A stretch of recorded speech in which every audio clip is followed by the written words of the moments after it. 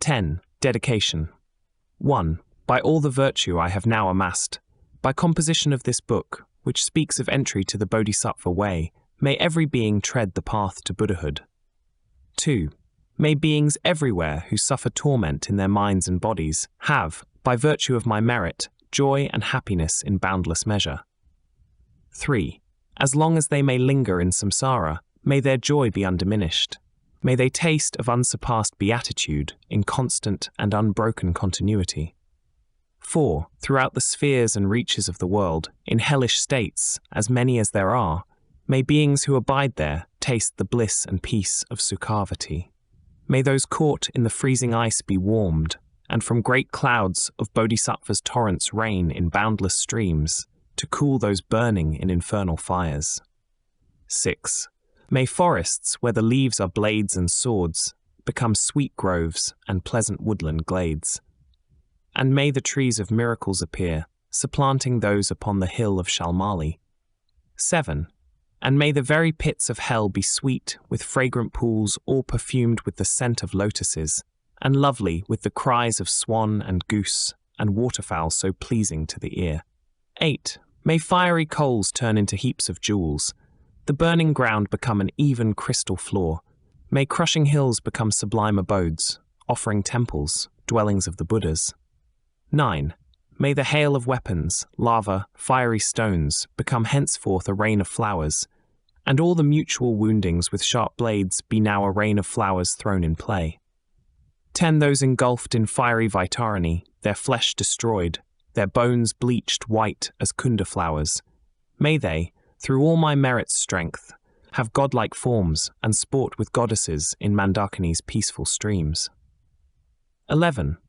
What fear is it, they'll ask, that grips the henchmen of the deadly lord, the frightful vultures and the carrion crows? What noble strength is it that brings us joy and drives away our dreadful night? And looking skyward, they will see the shining form of Vajrapani. Then may their sins be quenched in joy, and may they go to him. And when they see the seething lava flood of hell, extinguished in a rain of blossoms, drenched in fragrant streams, at once fulfilled in bliss, they'll ask, how can this be? May then the denizens of hell behold the one who holds the lotus. 13. Friends, throw away your fears and quickly gather here. For who is it who comes to us to banish dread?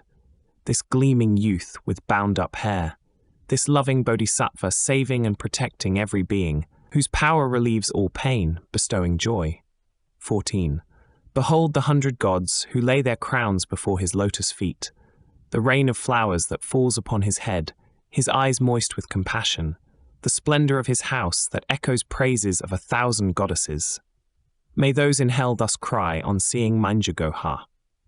15. And likewise, through my roots of virtue, seeing bodhisattvas like Samantabhadra, free from stain, those clouds of bliss all laden with a cooling scented rain, may all those languishing in hell come now to perfect joy. And may the stooping animals be freed from fear of being preyed upon, each other's food. And may the famished spirits have such joy as those who dwell within the northern continent. And may they be replete and satisfied by streams of milk that pour from noble Lord Avalokita's hand, and bathing in it, may they be refreshed and cooled. 18. And may the blind receive their sight, and may the deaf begin to hear, and women near their time bring forth, like Mayadavi 19. And may the naked now be clothed, and all the hungry eat their fill. And may those parched with thirst receive pure waters and delicious drink. 20. The poor and destitute find wealth, the haggard and the careworn, joy. May those now in despair be whole in mind, endowed with sterling constancy. 21. May every being ailing with disease be freed at once from every malady. May every sickness that afflicts the living be wholly and forever absent from the world. May those who go in dread have no more fear. May captives be unchained and now set free, and may the weak receive their strength. May living beings help each other in kindness. 23. May travellers upon the road find happiness no matter where they go, and may they gain, without the need of toil, the goals on which they set their hearts. 24. May those who put to sea in boat or ship attain the ports that they desire, and may they safely come to shore and sweet reunion with their kith and kin. May those who lose their way and wander in the wild find fellow travelers, and safe from threat of thieves and savage beasts, may they be tireless and their journey light. 26. May children and the aged, and all those without protection wandering in the fearful pathless wastes, who fall asleep unconscious of their peril, have pure celestial beings as their guardians. 27. May all be freed from states of bondage. May they be possessed of wisdom, faith, and love. With perfect sustenance and conduct, may they always have remembrance of their former lives. May everyone have unrestricted wealth, just like the treasury of space, enjoying it according to their wish, without a trace of harm or enmity. 29. May beings destitute of splendor be magnificent and bright, and those who suffer from deformity acquire great beauty and perfection. 30. May all the women of the world attain the strength of masculinity, and may the lowly come to excellence, the proud and haughty lose their arrogance. 31. And thus, by all the merit I have gained, may every being, leaving none aside, abandon all their evil ways, embracing goodness now and evermore. 32. From bodhicitta, may they never separate and constantly engage in bodhisattva actions. May they be accepted as disciples by the Buddhas, drawing back from what is demon's work. 33. And may these beings, each and every one, enjoy an unsurpassed longevity. Living always in contentment, may the very name of death be strange to them. 34. In all the 10 directions and on every side, may groves of wish-fulfilling trees abound, resounding with the sweetness of the teachings spoken by the Buddhas and their bodhisattva heirs. And may the earth be wholesome everywhere, free from boulders, cliffs, and chasms, flat and even like a level palm, and smooth like lapis lazuli. For many circles of disciples, may multitudes of bodhisattvas live in every land, adorning them with every excellence. 37.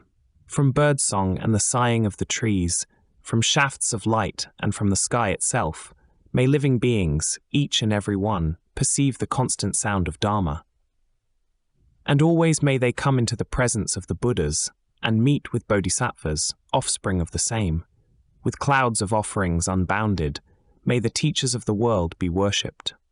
39. May kindly spirits bring the rains on time, for harvests to be rich and plentiful. May princes rule according to the Dharma. May the world be blessed with all prosperity. 40. May medicines be full of strength. May secret words of power be chanted with success. May spirits of the air that feed on flesh be kind, their minds imbued with pity. 41. May beings never suffer anguish. Let them not be sick nor evilly behave. May they have no fear, nor suffer insults. Always may their minds be free from sorrow. 42. In monasteries, temples, and the like, may reading and reciting widely flourish. May harmony prevail among the Sangha. May its purposes be all fulfilled. May ordained monks, intent upon the practice, find perfect places for retreat in solitude, abandon every vagrant thought, and meditate with trained and serviceable minds. 44. May nuns have all their wants supplied. May quarrelling and spite be strange to them. Let all who have embraced monastic life uphold a pure and unimpaired observance. 45. May those who break their discipline repent, and always may they strive to cleanse away their faults, and thus may they acquire a fortunate rebirth, wherein to practice stainless discipline. 46. May wise and learned beings be revered, and always be sustained by alms. May they be pure in mind, and may their fame spread far and wide. May beings never languish in the lower realms. May pain and hardship be unknown to them. With bodies greater than the gods, may they attain enlightenment without delay. May beings time and time again make offerings to all the Buddhas, and with the Buddha's unimagined bliss, may they enjoy undimmed and constant happiness. 49. May all the bodhisattvas now fulfill their high intention for the sake of wanderers. May sentient beings now obtain all that their guardians wish for them. And may the hearers and pratyeka Buddhas gain their perfect happiness. Until, through Manjugo has perfect kindness, I attain the ground of perfect joy, may I remember all my lives and enter into the monastic state. 52. Thus may I abide, sustained by simple, ordinary fare, and in every life obtain a dwelling place in perfect solitude. 53. Whenever I desire to gaze on him or put to him the slightest question, may I behold with unobstructed sight my own protector Manjuoha. 54. To satisfy the needs of beings dwelling in the 10 directions, to the margins of the sky, may I reflect in all my deeds the perfect exploits of Manjushri. 55. And now, as long as space endures, as long as there are beings to be found, may I continue likewise to remain to drive away the sorrows of the world. The pains and sorrows of all wandering beings, may they ripen wholly on myself. And may the virtuous company of bodhisattvas always bring about the happiness of beings. May the doctrine, only cure for sorrow, source of every bliss and happiness, be blessed with wealth, upheld with veneration, and throughout a vast continuance of time endure. 58. And now to Manjugo I prostrate, whose kindness is the wellspring of my good intent. And to my virtuous friends I also bow, whose inspiration gave me strength to grow. This completes the Bodhicaryāvatāra, the way of the Bodhisattva, which was composed by the master Santideva. The text was translated, edited, and finalized in Tibetan on the basis of a manuscript from Kashmir by the Indian scholar Sarvajnadav and the monk, translator, and editor Kawapeltsek. At a later time, this version was revised and finalized in accordance with the version from Magadha, together with its commentary by the Indian scholar Dharma Sri Bhadra and the Tibetan monks, translators and editors Rinchen Zangpo and Shakya Lodro. Still later, it was again revised and finalized by the Indian scholar Sumatakirti and the monk, translator and editor Ngok Loden Sherab.